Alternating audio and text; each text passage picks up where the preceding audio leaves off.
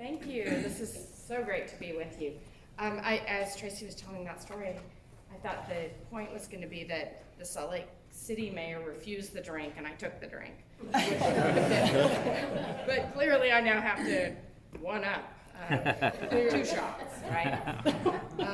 Anyway, thank you for letting me be with you for a few minutes this morning. Can you hear me? I think we just need to flip it on. Probably. How's that? Is that better? Okay. Yeah. Sometimes I can't tell because I can't hear myself if you are or not. But thanks.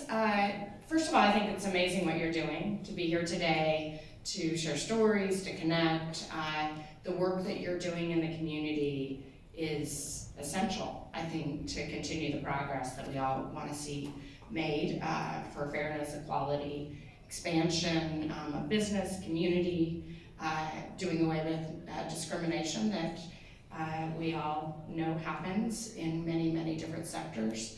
And I think to just say, hey, I am aligned with the LGBTQ chamber, I am a proud business owner in this space, or supportive as an ally, I think is so important in this age as we march forward.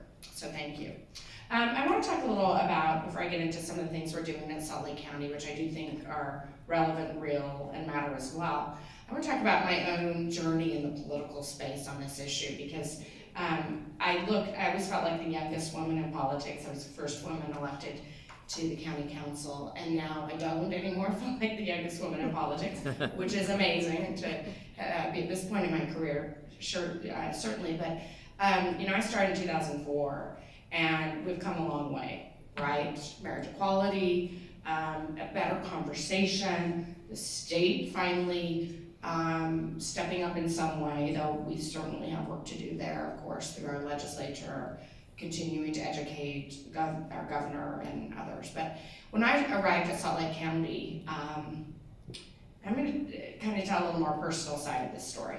I had, as a young person, been exposed to a lot of wonderful people in my early years who were openly gay.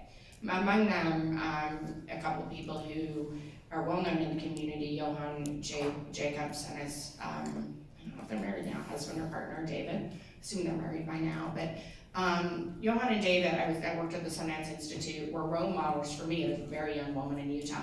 I also was raised in a family that did not discriminate, was charitable. My father, Ted Wilson, had done some work at Salt Lake City in the early years to be supportive of the LGBTQ community, even though I'm not sure it was called that back then. But in any event, I really was pleased and lucky to live in that world. But when I first decided to run on my own, the issue is still a little sticky. I mean, today it may still feel sticky, but even more so back in 2004. But I remember my fundraising team gave me a list of people to call, and they asked me to call Bruce Bastian. And I'm like, Bruce Bastian? And of course he knew who he was. But that was very intimidating to me at that point. And I had done some things by then. I had served as the chief of staff in Congress. I'd met him, I knew him through the community just a little bit. But it was still intimidating to make that phone call. I remember Bruce Bastian really tested my beliefs, because now I was stepping up as a politician. And he asked me to share my thoughts on marriage.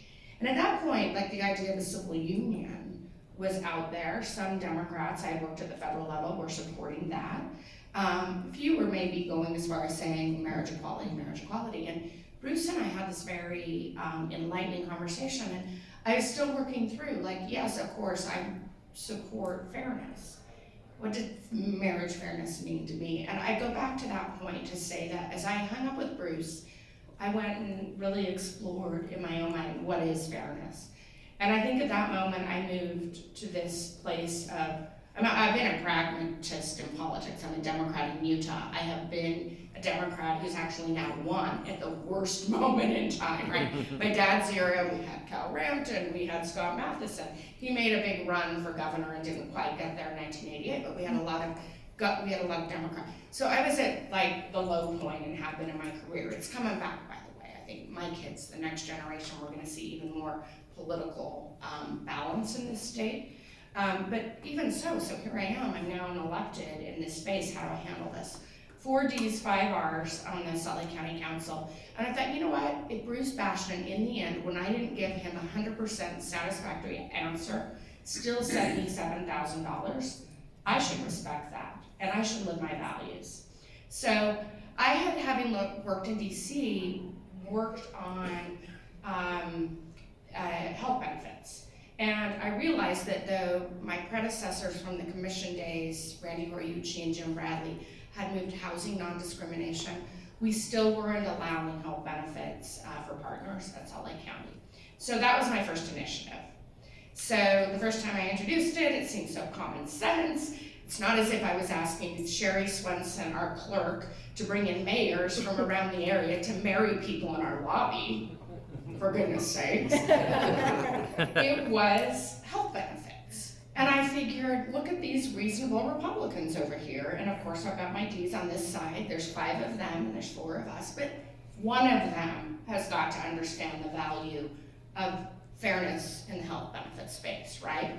I mean, what was fair about the woman working, you know, at one desk with 6 kids, and they've got a family of 8 on a health plan, and over here, a long-term partnership, the health benefit was not given to that employee. So for employee morale, for the idea that insurance is just a good thing, right? We know that. Why wouldn't I get that vote? So I talked, you know, I was new, can we have a conversation? I did that. Went to hold a vote, failed. I'm like, 4 cameras in the room, by the way, which was like, oh wow, there are always gonna be 4 cameras here, because it was early, right? Moved this quickly, and there aren't at the Salt Lake County Council, but there certainly was that day. Which, if you think about how far we've come, that in itself is a big deal, that the press was really hanging on the news of someone moving forward that local benefit. So, first time failed. Second time, I'd actually had a closed door meeting and cut a deal. One of my Republican colleagues wanted to reform healthcare in a very different way, not related to this. And he said, well, why don't we work together? I'm gonna work on my reform, you work on yours, and if we can't reach consensus, I will support your independent initiative. So anyway, I figured I could trust him. He didn't do his work, I did mine, I brought it up again, second time failed. Third time, it took political change. We ended up having, that gentleman actually was defeated. We had a Democrat come in for a very limited amount of time. It's the only time since the creation of the council, the Democrats had control for 2 years. We moved a first thing, I brought it forward. Not only did we have 5 Ds, but we picked up a Republican. We passed health benefits. And I'm gonna say 2006. We were able, in the years between then and marriage equality, to cover thousands of people. And I think of all the things I had a chance to work on, first of all, that gave me a real sense of how tough things can be, and it helped me understand how to build coalitions. But most importantly, that was an issue that I was able to move the needle on, and I'm really proud of that. So thank you. Around that time, Jill Remington Love called me from the city. They started working. In fact, they passed theirs while I was in this waiting period trying to get somebody to understand this issue better. So that, my first effort, the press attention, led to the city being willing to take the chance. They moved it, they passed it, then I later was able to move it. So really pleased that, there are things, as I've been involved in politics for some time, that I look back on, I can check the box and be proud of something, and that one certainly. So thank you. Can I jump in here really quickly, because you ended up on the cover of Q Salt Lake magazine as Person of the Year with Jill and with Dita Seed as the powerful women who have put forth LGBTQ change back before it was the thing. So yeah, thank you. It seems like such a long time ago, but yeah. Thank you. We don't have a picture of that. We could probably figure find it out. Might be one of my I'd rather have that one than like the Deseret News that Wilson elected as county mayor. I'd frame that one. I could find that one. I remember that though. I think it was little caricatures of us too, maybe. Yeah, it was a pretty picture is what it was. Was it a picture? Well, thank you. Thanks for the recognition. So I stand here today working on Salt Lake County to continue progress because we know we have a long way to go.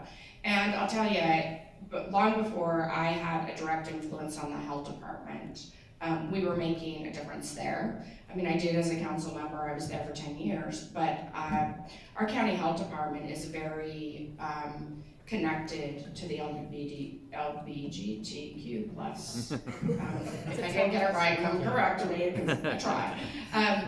Community, and I think they really do work to operate blindly on health risk, whether it's an immigrant population, a health risk within this community, other communities.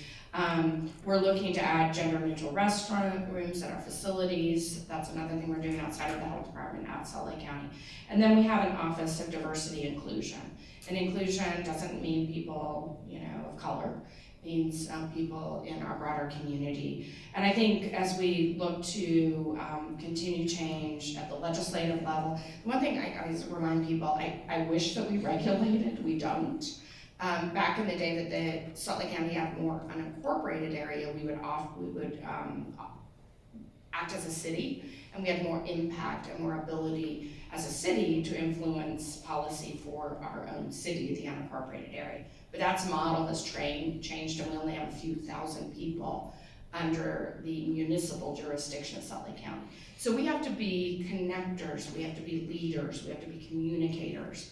We have to form alliances with our 17 cities and now 5 townships. And we now have a new municipality of Brighton, Utah, the ski area, right? That Big Cottonwood Canyon community is now incorporating. So our influence in terms of regulatory or making the change or making the statement is limited. So the connections really matter, and that's where I think the bully pulpit on this issue for my office really matters. So I've really been focused on the areas that I can have some influence, and I think the health department is doing incredible things. Our Office of Diversity and Inclusion, where we are working to change the conversation, or continue the conversation. I shouldn't say change, because I'm proud of the legacy of leadership in this area that existed before I passed health benefits, that was started with, leaders like Randy Horiuchi, who has since passed away, and Jim Bradley, who's still on the council, with housing in every area that we could influence at Salt Lake County. We have been that progressive government, and I'm very pleased about that. But I think we can do more in the business area to be good partners, and I think the relationship with Tracy and the team here is part of that, and we will continue to commit to that. The studies and the analysis still shows we have a long way to go. I read a statistic that 43% of lesbian, gay, bisexual workers and 90% of transgender workers experience discrimination or harassment. And that's tragic, right? But I do think your efforts here today, the chamber, I think it's personal education. People saying, wait a minute, I'm gonna correct you on that behavior. We all have our own way, right? I know that there have been times in this community that people are making demands, and I think that's important. And I think I tried politically, and it took me some time, and I kind of did get upset at that one council member because we had a deal behind closed doors. But otherwise, with the others, and he was the one that was defeated. But it's those conversations I had to really reach out. And I have a close colleague on the Republican side that I've worked with throughout, and he's someone who has helped me on better understanding our ordinances and understanding our economic development and this and that. And I really thought I would be able to get his vote back then. And he said to me, and I yelled at him after he did, he said, you'll see in 10 years this is gonna be easy. I'm like, well, you can make it easy now. I just need one vote.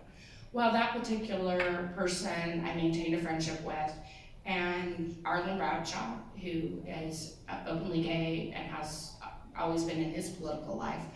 He has been a trusted colleague on the county council on the Democratic side for some time. The two people who were called almost immediately when that Republican son came out to him and his wife were me and Arlen, right? And I think to be respectful of the journey for people, for me, is the way that I want to operate. I understand the power of demands to the legislature, or when things are not working, that we speak up and we step up, do it in different ways. But I think in politics, my journey has been education and being tough and saying, and really feeling empowered to say what I think is right, but do it in a respectful way, knowing that this is a long-term initiative for us all. When I was honored by Equality Utah for the initiative that I shared with you, I remember I was trying to get the speech right, because, you know, when you speak at the big dinner, you know, it's like you got the announcer and the lights and the performers, and you better be good, right? So I felt like I should write, you know, deliver a written speech, that I should really work through it. So I did, and when I get stuck in politics once in a while and don't know quite how to handle something, I pick up the phone and I call my dad. So I said, Dad, I have this great opportunity. I'm trying to get this right. Help me get this right. And I said, what do you think? You were back in the 70s as a city mayor.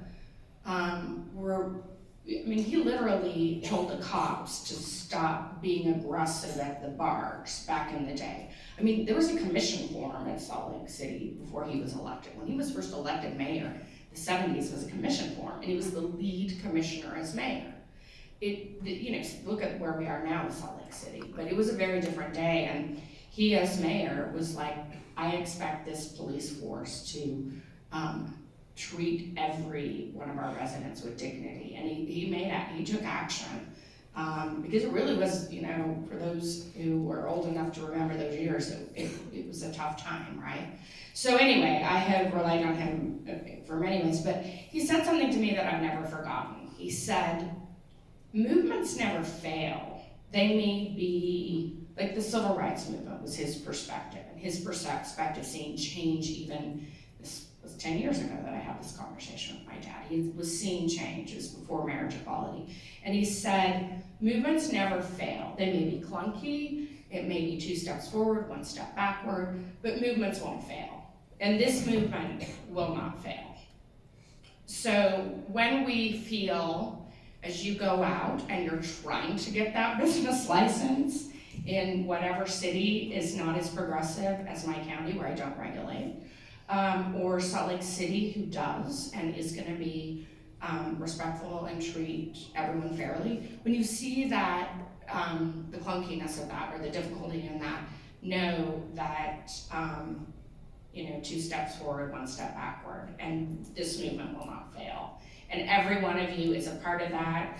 I don't know all the business you own. I don't know, you know, if you're hanging the pride flag or other, you know, LGBTQ plus friendly business, or if you're an ally, or the place you are specifically, but we're all in this together.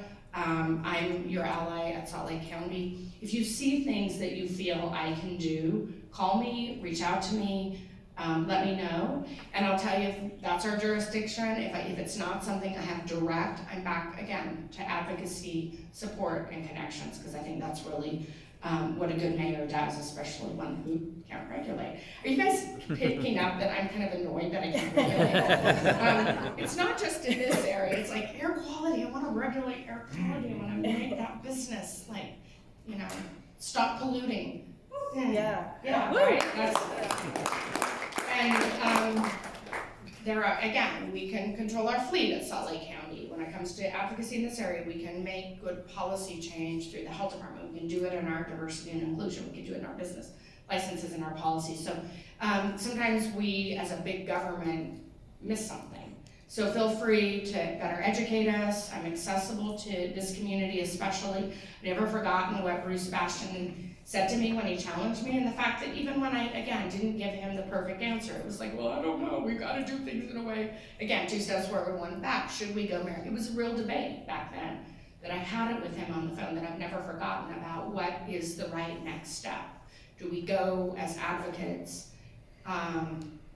again, this call was 2004, towards full marriage equality, or do we work towards unions? And it was an intellectual conversation, I mean, but at the end of it, he knew where I was in terms of my heart and my commitment, and said yes. So because of that, I felt obligated, I did the work, and I think I'm in a position to do even more. So thank you. Thanks for allowing me to be with you today. I wish I could stay.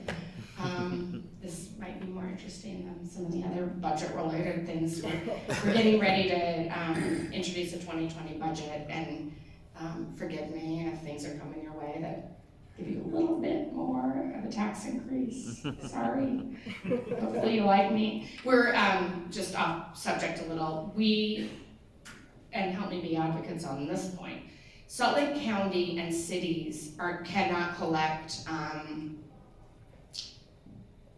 cost of living impacts every year. So if we give our employees raises at 3 to 4%, 2.5 to 4%, depending on the year, that's a multi-million-dollar hit on our budget. To pay for that year after year after year, and other impacts like just our contracts that we have out in the community for services, or the buildings we're building and the cost of steel going up, we have to cut services because we're at a 3.5% disadvantage every year. So every few years we have to, unless we want to have massive layoffs, give no tax increase, shut down some of our parks operations and some of the other things we do, including our health department, we have to do a minimal tax increase. So I'm giving you the heads up, sorry. And we just calculated on a $300,000 house, it's gonna be, I think what we're going to roll out to the county council will be $33 per year. So for a 300 and some odd priced home, the cost per household would be $33. So, Yeah, really. yeah. I know, I just am giving you some education because, it's gonna be, new progressive woman in office tax increase, get ready. So, anyway, that's my life. I wish I could stay, gotta go work on that. And please stay in touch with me in my office. And Tracy, it's been fun to work with you a little more directly since I took office last February. Thank you. Absolutely. Thank you.